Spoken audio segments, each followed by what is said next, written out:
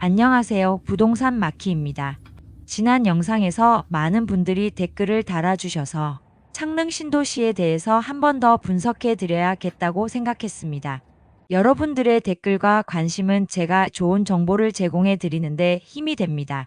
구독, 좋아요 한번 눌러주시고 시작합니다. 지난 영상에서 댓글을 먼저 읽어보도록 하겠습니다. 무조건 좋다는 근처 부동산과는 달리 사실에 근거한 자세한 설명 좋다는 댓글 감사합니다.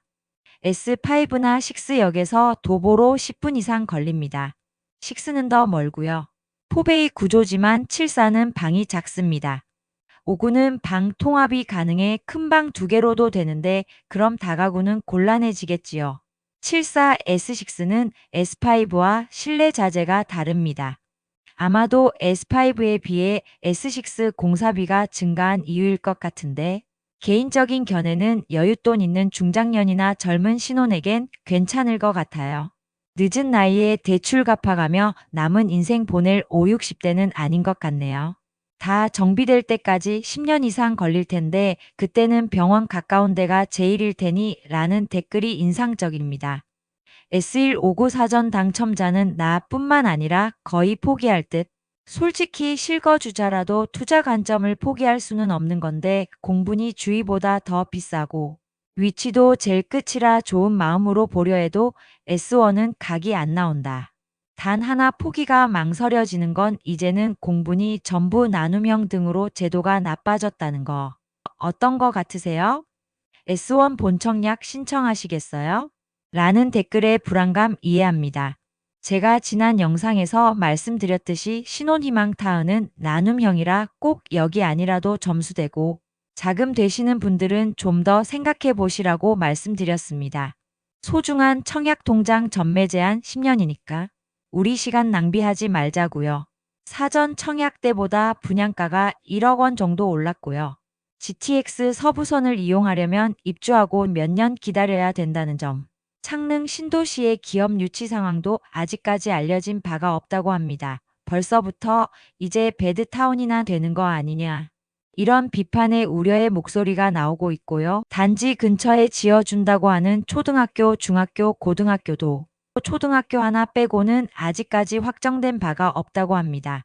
고양 신도시의 컨셉이 기존의 신도시라고 콘크리트 위주의 신도시라고 한다면 이제 3기 신도시도 뭔가 달라야 된다 이런 컨셉을 가지고 들어갔다고 해요. 그래서 특히 창릉 신도시는 창릉천이라는 천을 주변으로 해서 형성이 되기 때문에 콘크리트보다 녹지가 더 많이 보이는 도시로 형성이 될 예정입니다.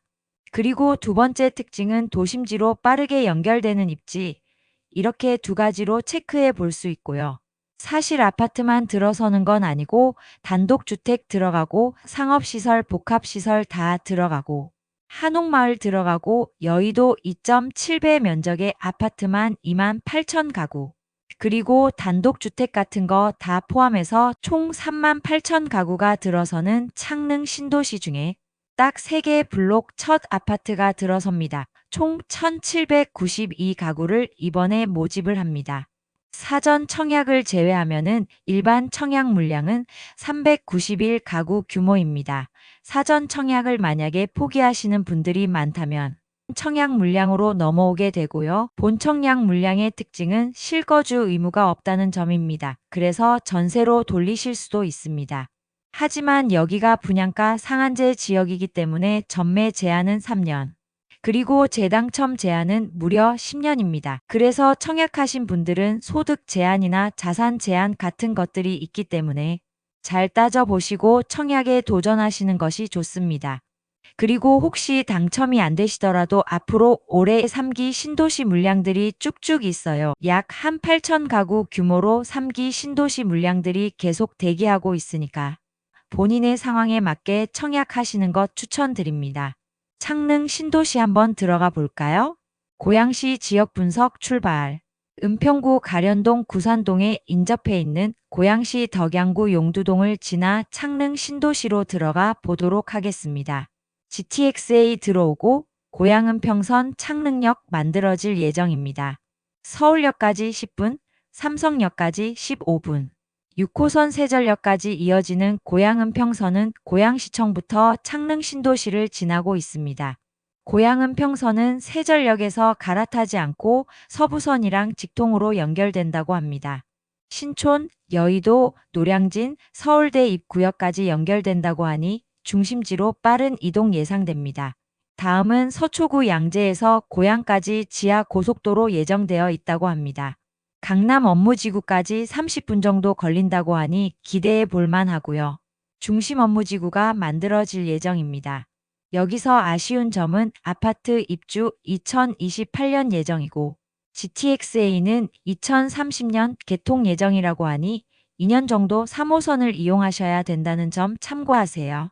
그렇다면 이곳은 2번에서 3번 정도의 가격 점프 상승 곡선을 그릴 수 있겠다라는 게 제 개인적인 의견입니다. 우선 창릉 신도시는 원흥지구와 맞닿아 있습니다. 원흥지구 쪽으로 초중고 학원가가 형성되어 있는 모습 볼 수 있고요. 신도시의 상권이 형성되기까지는 시간이 좀 걸리니 아이를 둔 학부모님들은 이 점 참고하셔요. 창릉 신도시 규모 어마어마하죠? 고양시에는 지구가 많은데요. 창릉지구 위로는 원흥 삼송지구, 왼쪽으로는 행신, 오른쪽으로는 향동, 아래쪽으로는 덕은지구가 있습니다. 각 지구별 한번 살펴볼까요? 원흥지구입니다. 창릉 신도시와 가장 가까이 있죠? 가격의 타격을 가장 많이 볼 것으로 예상합니다. 9년에서 10년 차로 구성되어 있습니다. 84 기준 평균 7억에서 8억대 가격, 교통은 GTX가 들어오기 전까지는 버스 교통입니다. 초중고를 끼고 있고 10년 차에 가까운 만큼 상권과 학원가와 인프라가 갖추어져 있습니다. 하지만 아직 임대되지 않은 상가들도 많이 보이고요. 그만큼 이용 객수가 많지 않다는 말이겠지요. 다음은 행신지구입니다. 구도심이죠. 25년 이상, 35년 이상 된 아파트들로 구성되어 있습니다.